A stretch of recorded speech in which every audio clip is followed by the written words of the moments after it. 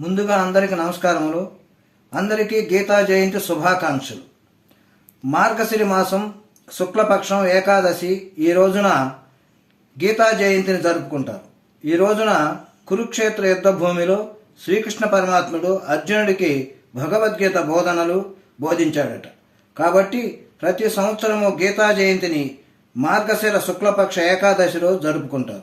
ఇది మానవ జీవితానికి మార్గదర్శకంగా ఉంటుంది. భగవద్గీత ధర్మము, భక్తి, కర్మ, జ్ఞానము వంటి సూత్రాలను అందిస్తుంది. ఇవి నిత్య జీవితంలో స్ఫూర్తిదాయకము. గీతా జ్ఞానము మనసుకి శాంతి, సంకల్పం, ధైర్యం కలిగిస్తుంది. ఈ రోజున మోక్ష ఏకాదశి. దామోదరుణ్ణి తులసీ దళాలతో పూజిస్తే శుభం కలుగుతుందని చెబుతారు.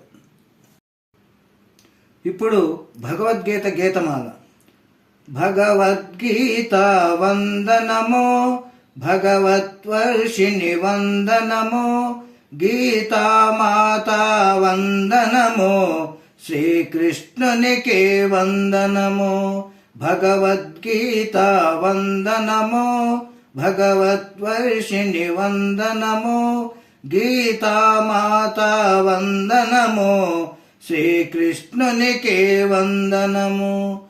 కురుక్షేత్రమున అర్జునుడు యుద్ధము చేయననే అస్త్రశస్త్రములు విడనాడే విషాదంతో విలపించే. భగవద్గీత వందనమో, భగవత్వర్షిణి వందనమో, గీతామాతా వందనమో, శ్రీకృష్ణునికి వందనము. అంతట లేచే పరమాత్మ గీతా బోధన చేయుటకు రణరంగమున గిరిదారి, సమరంగమున సరిదారి. కర్త కర్మ క్రియ నేనే, నిమిత్త మాత్రం నీవేలే, చేసేదంతా నేనేలే అని పలికెనులే పరమాత్మ. భగవద్గీత వందనము, భగవత్వర్షిణి వందనము, గీతామాతా వందనము, శ్రీకృష్ణునికి వందనము. కర్మయోగము వినిపించే, జ్ఞానయోగము చూపించే, భక్తి యోగము చేయించే, ఆత్మయోగం అందించే.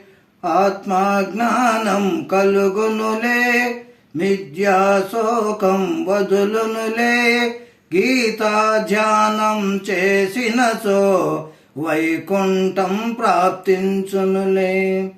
గీతామాత తల్లి కదా, ప్రతి ఒక్కరూ దరిచేరు కదా. మూటను కట్టి పెట్టకుమా, మృతదేహముకై పాడుకుమా.